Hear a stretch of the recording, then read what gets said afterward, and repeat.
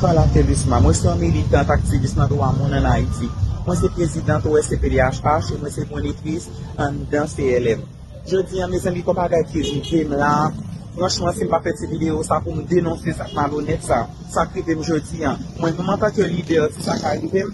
Parce que jeunes, personnes, trans, nous gagnons en Haïti, jeunes qui derrière, si je ne pas tracer route là pour eux, si nous pas faire respecter droits personnes, trans en Haïti et droits monde en général, je pense que ça ne va jamais suspendre.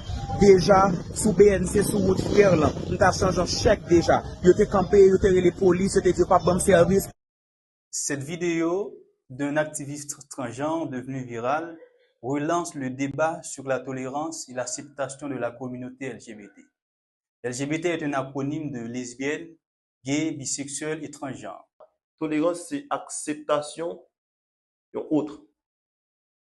Autres là, ils sont sujets.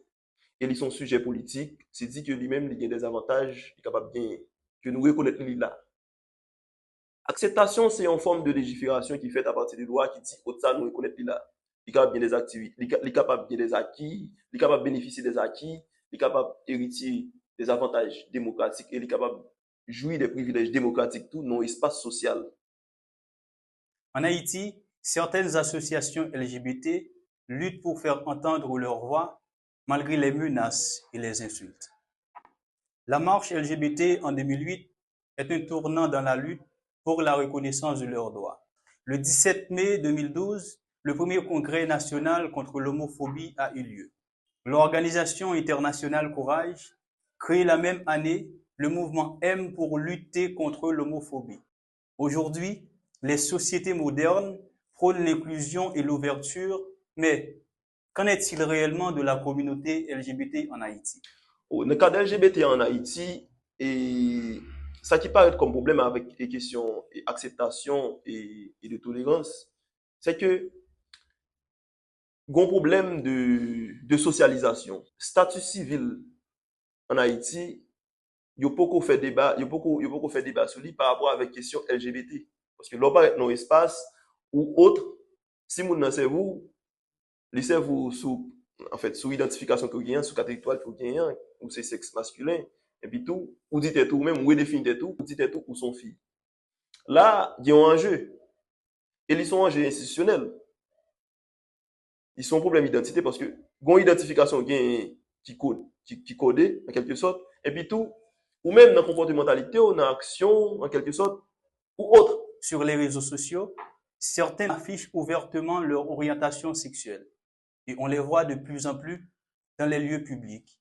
On pourrait dire que cette communauté est tolérée, mais jusqu'où cette tolérance peut-elle aller vraiment? Et les réseaux sociaux numériques là, moi-même définir, moi comme un réel fictif. Et son contre-espace, côté que l'individu en lui-même ou bien sujet politique là lui-même, il y a possibilité pour manifester toute sa lien comme valeur culturelle.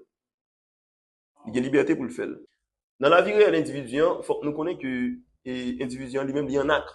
Parce que nous avons un héritage culturel, et nous avons une tradition, et nous avons une famille.